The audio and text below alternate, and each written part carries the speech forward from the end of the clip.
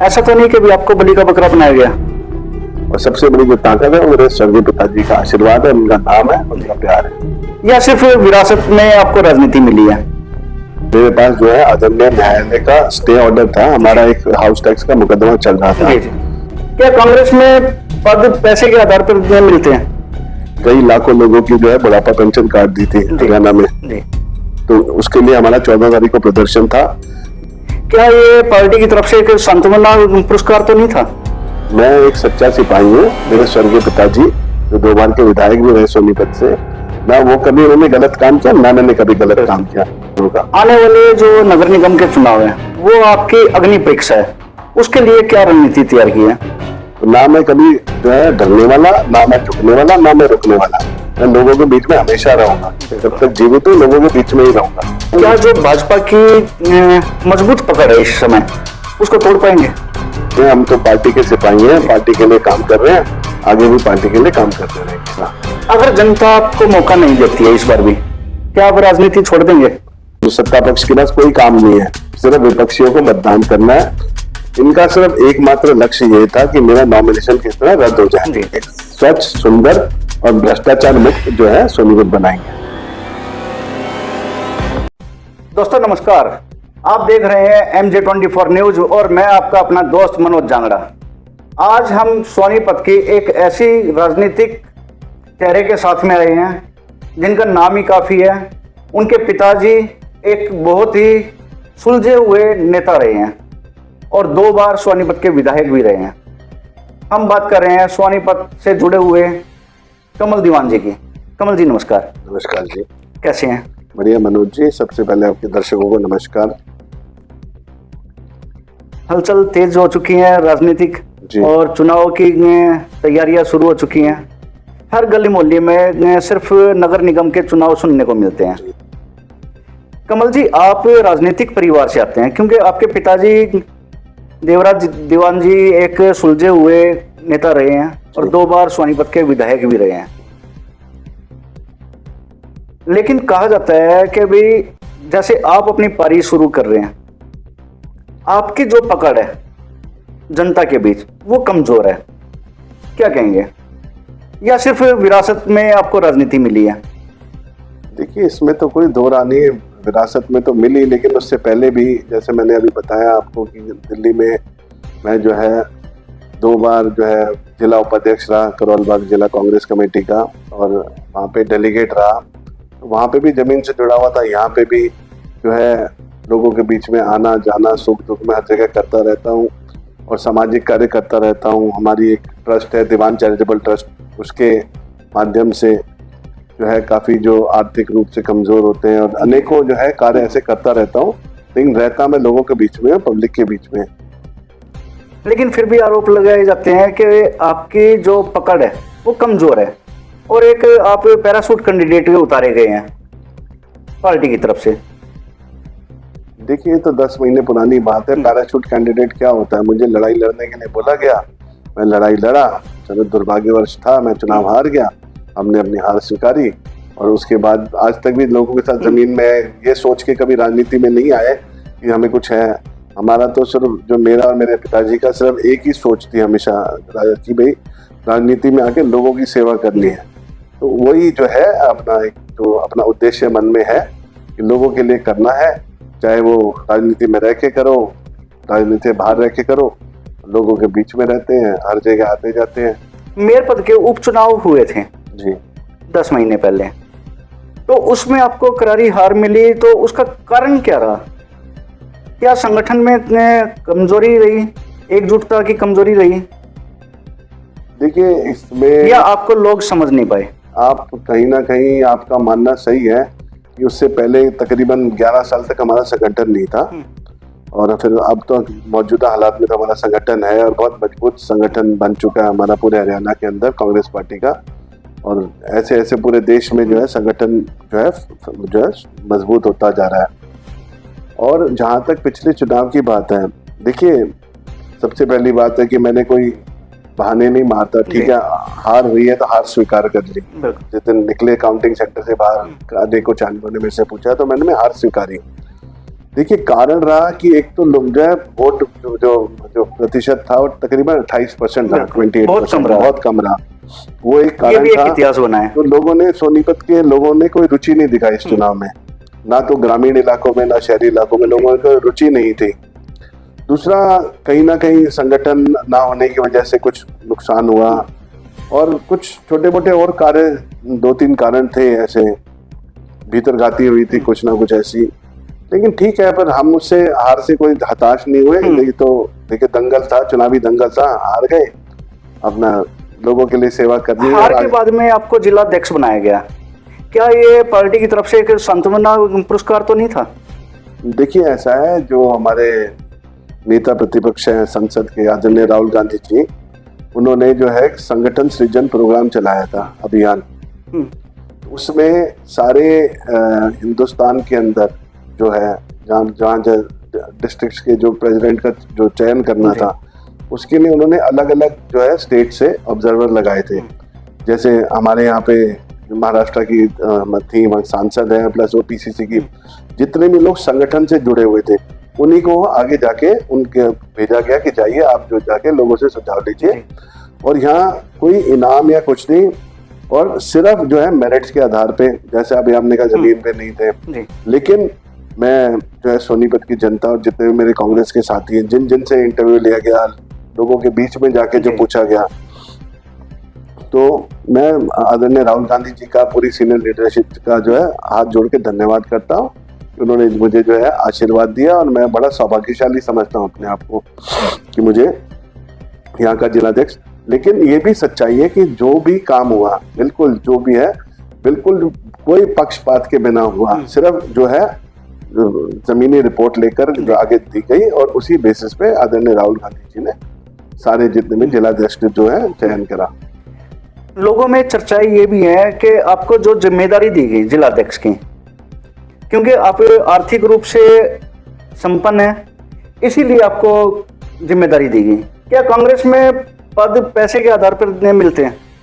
देखिए कहना बिल्कुल गलत है, मेरे से तो और भी बड़े बड़े लोग थे। अगर ऐसा ही होता तो सारे सेठों को ला के बिठा देंगे यहाँ पे, सबको राज्यसभा भेज देंगे। और क्योंकि लोग चर्चा ये है कि भाई जैसे आपका नॉमिनेशन था लास्ट टाइम, उस टाइम पे भी कोई बीच में रुकावट आई थी और आपने तुरंत वो समाधान भी किया, एक बड़ी रकम थी वो। देखिए ऐसा है, कोई रुकावट नहीं आई थी। मेरे पास जो है आदरणीय न्यायालय का स्टे ऑर्डर था, हमारा एक हाउस टैक्स का मुकदमा चल रहा था। बट जो मौजूदा भाजपा सरकार है, आपको पता है, ये कहीं ना कहीं आपको डराने धमकाने, इनका सिर्फ एकमात्र लक्ष्य ये था कि मेरा नॉमिनेशन किस तरह रद्द हो जाए। ठीक है, चुनाव हुआ, हार जीत एक अलग चीज होती है। ये तो पहले से ही जो है भाजपा की जो सरकार है, ये पहले ही जो है जो अपना फील्डिंग लगा के रखते हैं कि किसी तरह के पहले जो पहला जो स्टेप होता है नॉमिनेशन का, वहीं पे आदमी को जो है खत्म कर दिया जाए। और देखिए मतलब कोर्ट का स्टे होने के बावजूद देखिए, और मैंने सिर्फ क्योंकि मेरी पार्टी ने मेरे ऊपर विश्वास जताया था, तो उसकी वजह से मैंने जो है राशि जो है जमा करा दी, और उस दोबारा से उसका केस डाल दिया कंटेम्प्ट का, और जो है मैटर कोर्ट में विचारा दी। ऐसा तो नहीं कि भी आपको बलि का बकरा बनाया गया? देखिए ये तो आप भाजपा वाले इसका अच्छा जवाब देंगे, मैं तो नहीं बता सकता क्या किया, बट ठीक है, कहीं ना कहीं तकलीफ है। कभी तब वो किया, उसके बाद मेरा फार्म हाउस है वहाँ पे उनकी दीवार तोड़ दी गई, और फिर कहीं ना कहीं मेरे ऊपर FIR दर्ज करा दी गई। लेकिन मैंने हर चैनल पे बोलता हूँ, मैं एक सच्चा सिपाही हूँ। मेरे स्वर्गीय पिताजी जो 2 बार के विधायक भी रहे सोनीपत से, ना वो कभी उन्होंने गलत काम किया, ना मैंने कभी गलत काम किया। तो ना मैं कभी जो है डरने वाला, ना मैं झुकने वाला, ना मैं रुकने वाला। मैं लोगों के बीच में हमेशा रहूंगा, जब तक जीवित हूँ लोगों के बीच में ही रहूंगा। एक और सवाल था, जैसे आपका चुनाव था, उस समय कार्यकर्ताओं में एकजुटता की कमी देखने को मिली, क्या ये सच है? देखिए तो अलग अलग परिस्थितियां थी, ठीक है, चुनाव हो गया, खत्म हो गया। अब जो है अब कितना मजबूत है संगठन? अब तो देखिए मैं पूरा विश्वास दिलाता हूँ, अब तो पूरा 100% जो है परफेक्ट संगठन है हमारा। तो अभी हमारी कार्यकारिणी बन गई, तकरीबन मुझे मिला के 31 लोगों की शहरी की और 31 लोगों की ग्रामीण की। अब बहुत जल्द जो है हम ब्लॉक अध्यक्ष बना रहे हैं। तो अब देखिए कि अभी 2 दिन पहले भी जो एक रैली हुई थी, तो कितना जो है जन सैलाब उमड़ के आया। तो ठीक है, जो है चलता रहता है, तो जिंदगी है। आपके अपने कार्यकाल की अभी तक जितना कार्यकाल हुआ है उसकी सबसे बड़ी उपलब्धि क्या है जो जनता को बता सकें?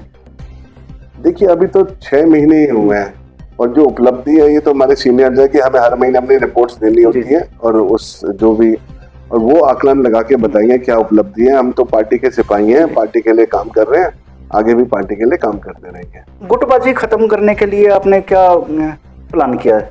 देखिए गुटबाजी आज की तारीख में तकरीबन पूरी तरीके से 90-100% तो मैं नहीं कहूंगा, जो मुझे नहीं लगता, लेकिन हो सकता है 2-4-5% कहीं हो। लेकिन इस वक्त जो हमारी अनुशासन समिति भी बन गई है, उसके चेयरमैन भी हमारे यहाँ जो सोनीपत से जो पूर्व सांसद है, पूर्व जो प्रदेश अध्यक्ष धर्मपाल मलिक जी हैं, तो बड़े सटीक तरीके से काम कर रहे हैं, पूरा डिसिप्लिन तरीके से पार्टी चल रही है।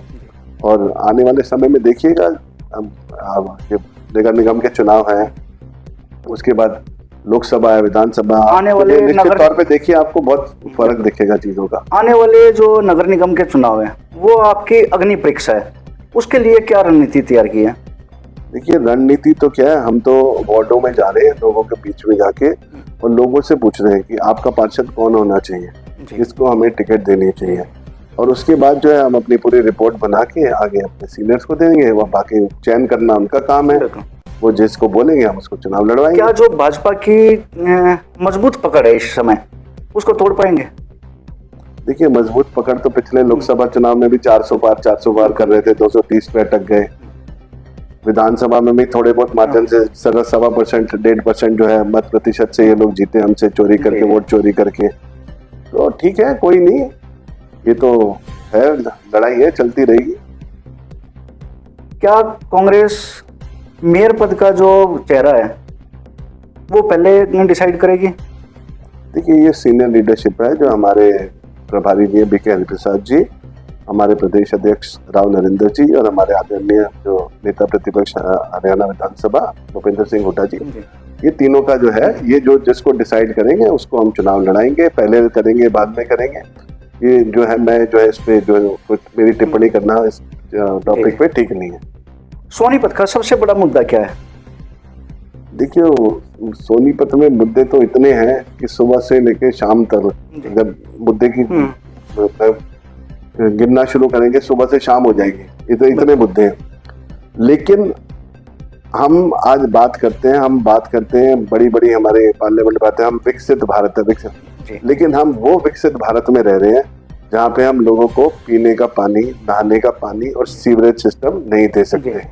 सबसे बड़ा मुद्दा जो सोनीपत का है वो है पानी का, चाहे वो पीने का पानी हो, ड्रेन का हो और स्ट्रीट लाइट्स। बाकी देखिए एक नॉर्मल लाइफ में सबसे ज्यादा जो जरूरत होती है वो पानी की होती है, पानी, बिजली, मूलभूत सुविधाएं होती हैं।